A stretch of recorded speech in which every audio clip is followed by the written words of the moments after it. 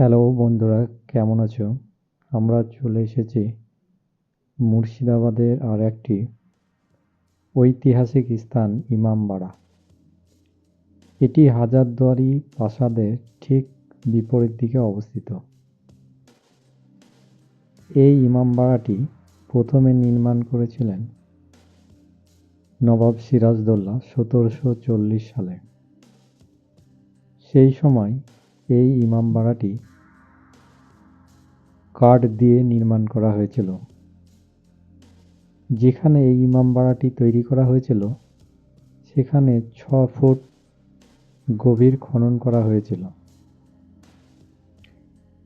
এবং এটি পুনরায় মাটি দিয়ে পূর্ণ করা হয়েছিল এবং এই মাটি নিয়ে আসা হয়েছিল মক্কা থেকে, যাতে দরিদ্র মুসলিম এই মাটি স্পর্শ করতে পারে। 1842 সালে পুনরায় এই ইমামবাড়াটি আগুন লেগে যায় এবং আংশিকভাবে ধ্বংসপ্রাপ্ত হয়। পরবর্তীকালে 1846 সালে 23শে ডিসেম্বর এই ইমামবাড়াটি আগুনে পুড়ে সম্পূর্ণ ধ্বংসপ্রাপ্ত হয়ে যায়। কারণ সেই সময় দ্বিতীয় মোবারক আলী খানের 5 বছরের পুত্র হাসান আলী মির্জার জন্মদিনে আতশবাজির আগুনে এই ইমামবাড়াটি সম্পূর্ণ পুড়ে ছাই হয়ে যায়। এই ইমামবাড়াটির দৈর্ঘ্য 680 ফুট, তবে প্রস্থ ভিন্ন ভিন্ন। এই যে দেখতে পাচ্ছেন, এইটা হচ্ছে পুরনো ইমামবাড়া।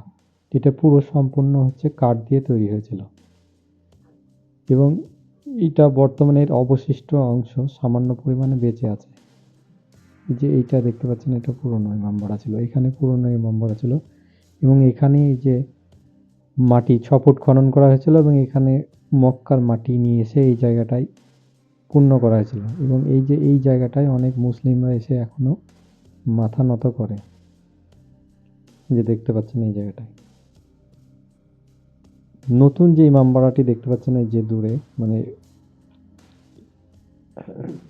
হাজারদুয়ারি প্রাসাদের ঠিক সামনের দিকে অবস্থিত, এই যে নতুন যে ইমামবাড়াটি, এটি 1847 সালে পুনরায় তৈরি করা হয় এবং এটি তৈরি করেছিল মনসুর আলী খান এবং সেই সময় এই ইমামবাড়াটি তৈরি করতে খরচ হয়েছিল 6 লাখ টাকার মতো।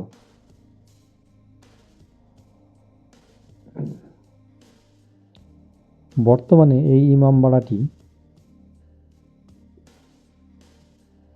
ভারত তথা এশিয়ার সবচেয়ে বড় ইমামবাড়া। এই যে এটা দেখতে পাচ্ছেন, এটা হচ্ছে নতুন ইমামবাড়া। এটা 1847 সালে নবাব নাজিম মনসুর আলী খান তৈরি করেছিলেন।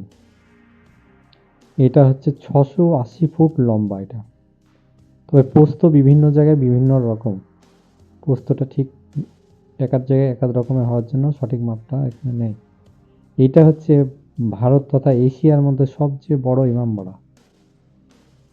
এই ইমামবাড়াটি ভেতরে প্রবেশ করা যায় না। মহরম মাসের প্রথম 9 দিন এটি খোলা থাকে, সেই সময় এর ভেতরে প্রবেশ করা যায়। তাছাড়া সারা বছরই এটা বন্ধ রাখা হয়।